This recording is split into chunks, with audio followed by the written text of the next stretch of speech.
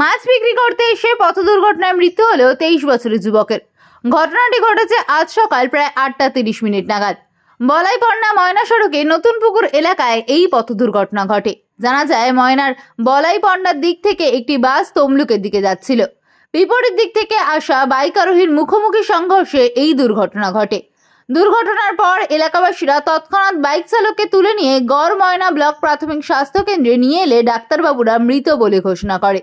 জানা যায়, ওই বাইক চালকের নাম অভিষেক মাঝি, বাড়ি ময়না থানার পরমানন্দপুর গ্রামে, বয়স আনুমানিক 23 থেকে 24 বছর।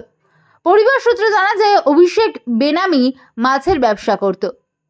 সেই কারণেই প্রত্যেক দিন রাত্রি প্রায় 1টা নাগাদ বাড়ি থেকে বেরিয়ে আসতো এবং সকাল 9টার মধ্যে বাড়ি ফিরে যেত। প্রত্যেক দিনের মতো আজও সেই মাছ বিক্রি করে বাড়ি ফেরার পথে ঘটে এই দুর্ঘটনা। ঘটনায় এলাকায় শোকের ছায়া নেমে এসেছে।